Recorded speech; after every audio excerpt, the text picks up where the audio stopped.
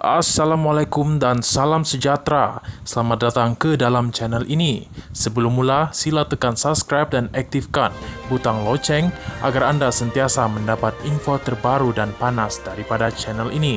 Terima kasih. Tiada undang-undang benarkan sumbangan kepada parti politik, kata Azalina. Menteri di Jabatan Perdana Menteri Undang-Undang dan Reformasi Institusi, Datuk Seri Azalina Othman Said berkata, tiada undang-undang yang berkuat kuasa membenarkan sumbangan dana kepada parti politik ketika ini.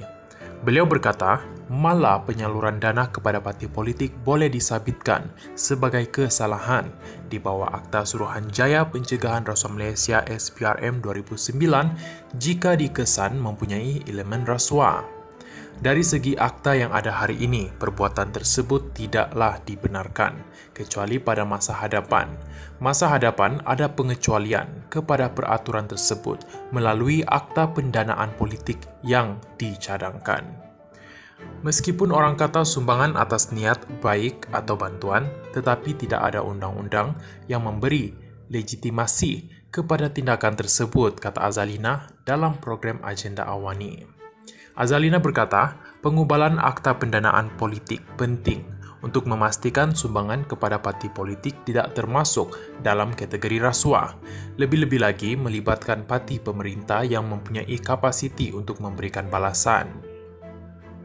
Berbeza apabila derma kepada parti kerajaan berbanding kepada parti pembangkang.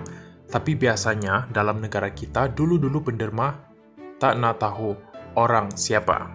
Kadang-kadang penderma ini dua-dua pihak pun dia sokong untuk selamatkan nyawa dia, kata Azalina lagi. Sehubungan itu, Azalina berkata, sebuah jawatan kuasa pilihan khas perlu dibentuk untuk mendapatkan pandangan wakil-wakil parti politik dalam usaha merealisasikan pengubalan akta berkenaan.